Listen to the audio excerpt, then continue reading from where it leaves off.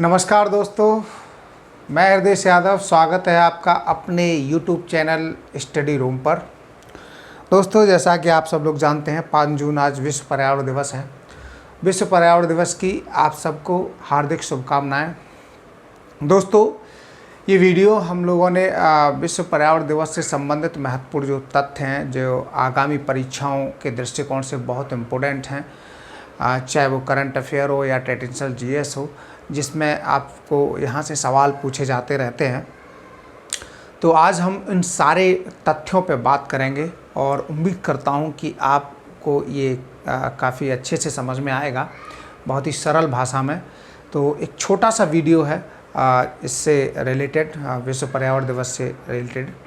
तो जानते हैं हम लोग क्यों विश्व पर्यावरण दिवस मनाते हैं, इसके क्या उद्देश्य हैं, इसका ऐतिहासिक पृष्ठभूमि क्या है और इसकी इस बार की क्या थीम है, कौन सा देश इसको होस्ट कर रहा है। इन सारे पॉइंटों पे हम लोग विस्तार से जानेंगे। विश्व पर्यावरण दिवस जानने से पहले हम थोड़ा सा पर्यावरण के बारे में जान लेते हैं। पर्यावरण क्या है? पर्यावरण का मतलब है परितः धन आवरण। हमारे चारों तरफ का जो आवरण है उसे हम पर्यावरण कहते हैं।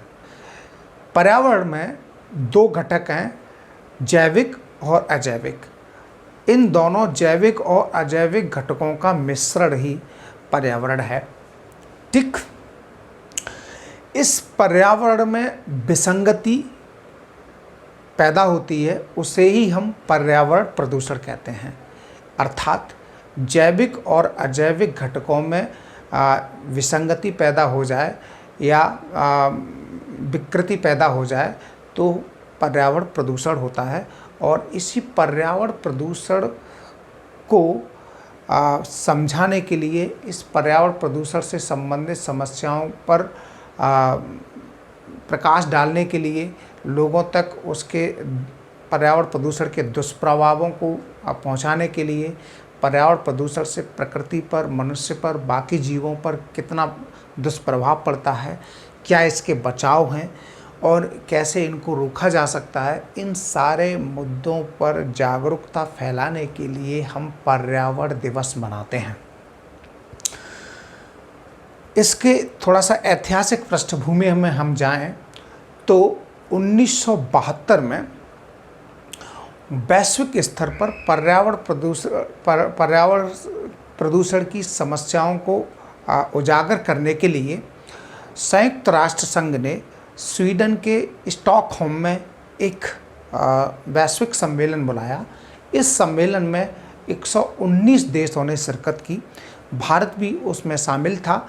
भारत की तरफ से तत्कालीन प्रधानमंत्री श्रीमती इंदिरा गांधी जी ने उसमें भाग लिया और भारत की पर्यावरण से संबंधित समस्याओं को वैश्विक पटल पर रखा। इस पर्यावरण सम्मेलन में या स्टॉकहोम सम्मेलन में जो डिक्लेरेशन हुआ, उसमें एक संस्था की स्थापना की गई जिसका नाम था UNEP। इसकी फुल फॉर्म है यूनाइटेड नेशन एनवायरमेंटल प्रोग्राम। ये आपके लिए इम्पोर्टेंट फैक्ट है। आपसे पूछा जाता है UNEP क्या है, कैसे इसकी स्थापना हुई, है ना, इस पे सवाल आपसे बन जाते हैं।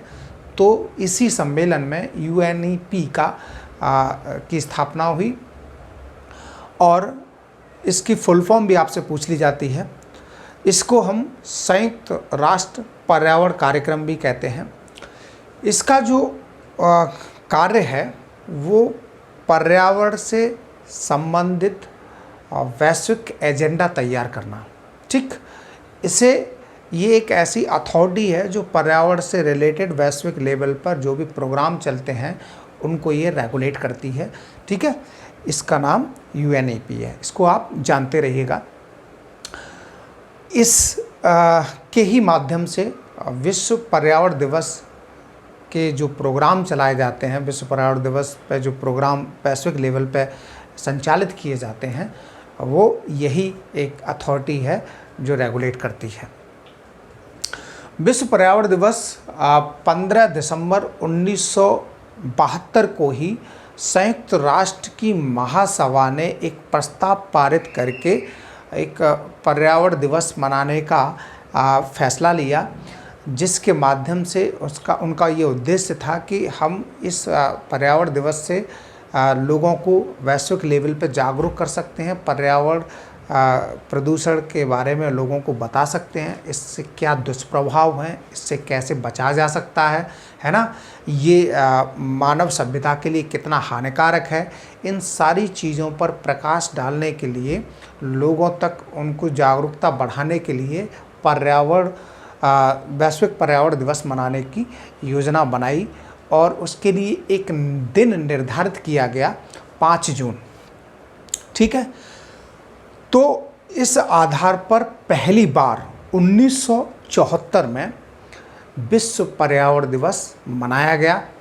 तब से हर वर्ष लगातार हम विश्व पर्यावरण दिवस मनाते हैं और इसकी एक थीम निर्धारित की जाती है। हमेशा की तरह इस बार भी इसकी एक थीम निर्धारित की गई है, आगे हम चर्चा करेंगे। ठीक है, इस बार इस विश्व पर्यावरण दिवस को पाकिस्तान UNEP के साथ होस्ट कर रहा है। UNEP मतलब आप समझ गए होंगे, संयुक्त राष्ट्र पर्यावरण कार्यक्रम के सहयोग से साझेदारी में पाकिस्तान इस बार विश्व पर्यावरण दिवस को होस्ट कर रहा है, यानी मेज़बानी कर रहा है। भारत भी इस पर्यावरण दिवस की 2 बार मेज़बानी कर चुका है, वर्ष 2011 में और 2018 में, है ना। आपसे इसकी थीम पूछी जा सकती है, थीम पे सवाल अक्सर बन जाता है। वर्ष 2011 में जब भारत ने विश्व पर्यावरण दिवस की मेज़बानी की थी, उस समय उसकी थीम थी forest nature at your service. 2018 में जो थीम थी बीट प्लास्टिक पॉल्यूशन। तो भारत ने कब कब मेज़बानी की और क्या उसकी थीम थी, ये आप जानते रहिएगा, आपके परीक्षा की दृष्टि से काफ़ी इम्पोर्टेंट है। और इस बार की जो मेज़बानी कर रहे हैं वो पाकिस्तान है, ये भी आप लोग जानते रहिए। इस बार विश्व पर्यावरण दिवस की थीम है पारिस्थितिकी तंत्र की बहाली। पारिस्थितिकी तंत्र की बहाली। वर्ष 2020 यानी पिछले वर्ष इसकी जो थीम थी वो थी जैव विविधता। तो इस पे सवाल हमेशा बनते रहते हैं, आप इसको दिमाग में रखिएगा। बात कर लेते हैं इस बार की जो थीम है उसी पे, पारिस्थितिकी तंत्र की बहाली। पारिस्थितिकी तंत्र क्या है, थोड़ा सा इसको समझ लेते हैं।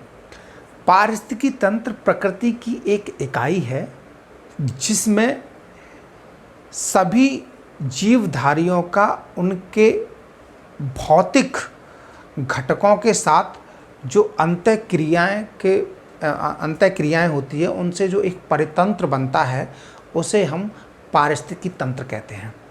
ठीक है, मैंने बताया था कि पर्यावरण के 2 घटक होते हैं, जैविक और अजैविक। तो जैविक घटक जिसमें जीवन होता है, अजैविक घटक जिनमें जीवन नहीं होता। इन जैविक और अजैविक घटकों का आपस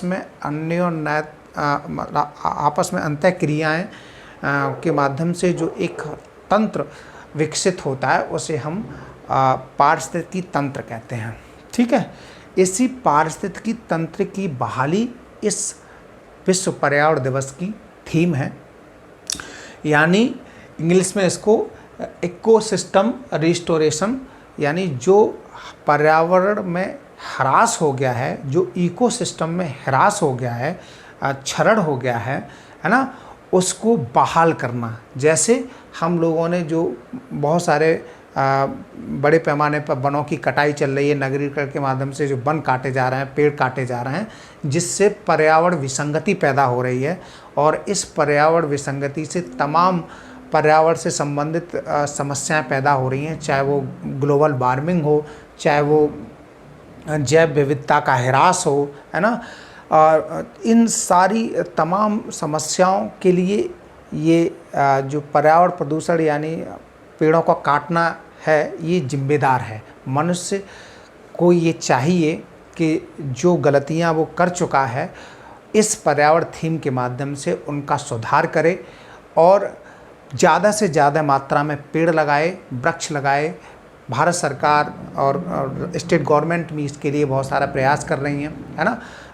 अपने उत्तर प्रदेश सरकार ने पिछले वर्ष पेड़ों को लगाने का एक प्रोग्राम चलाया था। ऐसे ही भारत सरकार भी फॉरेस्ट एरिया को बढ़ाने के लिए तमाम प्रोग्राम चलाती रहती हैं।